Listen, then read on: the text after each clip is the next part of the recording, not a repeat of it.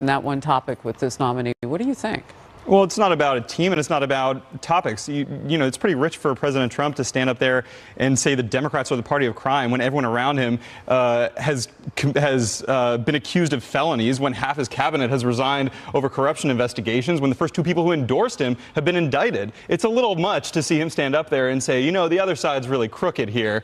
It strains credulity. And he just doesn't have the kind of credibility to stand up and say that. And by the way, while we're talking about a nominee for the Supreme Court with sexual assault allegations against him, President Trump has more than 15 women standing up saying that he sexually assaulted or sexually harassed them. So he's not the best messenger for his message here. Loop that into the conversation.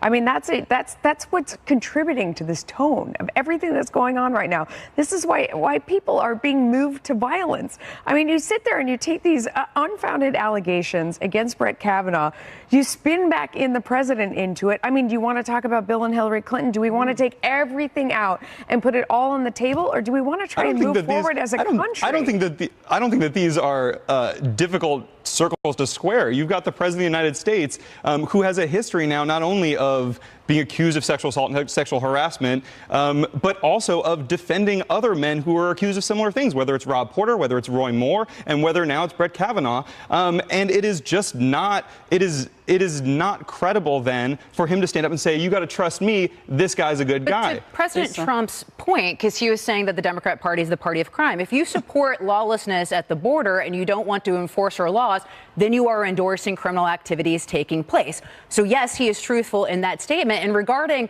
fundraising and ticking up as a result of this, you have people like me who have always tried to treat those I disagree with respect and to have empathy for them.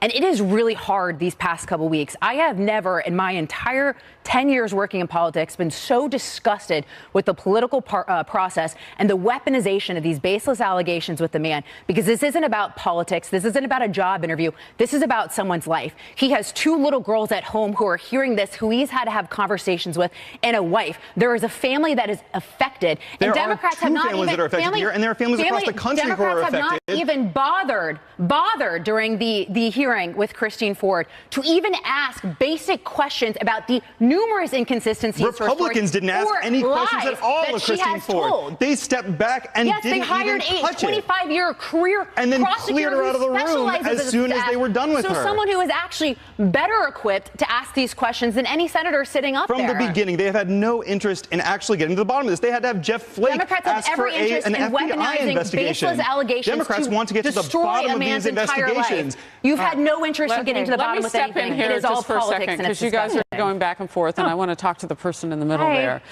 You know, Kennedy, that worked out. We were the creamy center. We have been on the couch together, yes. and Lisa, we've been together through this process. Mm-hmm.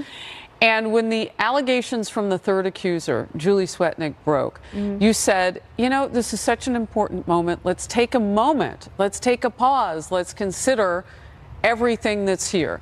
We did that. We didn't just do it on the couch. We did it as a country. The president ordered it from the White House. Let's take a pause. And from the moment, and I remember Dianne Feinstein when they were taking the first round of voting, well, wait a minute, what did I just vote for? Did I vote for an investigation? I'm not quite sure. You voted for this to move forward just a little bit, with the caveat, or with the in quotes, we're going to take a pause because of a deal that Flake and Coons cut across party lines. We take that break, and from the moment that happened, it wasn't good enough.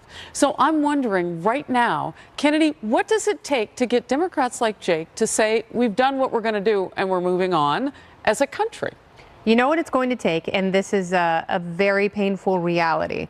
Right now, I feel like our system is so broken, this two-party system. Unfortunately, we need more parties in here. We have to break the stranglehold of these cartels, because people are so disgustingly entrenched that they're no longer talking about plans and ideals and how to make the country better. It's literally like, how can I bolster my talking points to shoot you down as fast as is possible. And that's horrible. I was talking to Matt Welch on my show last night. What are libertarians doing in this moment? He said, well, you know, we're waiting to see if Kavanaugh is confirmed, and then when he's confirmed, we're waiting to see how he decides on critical cases.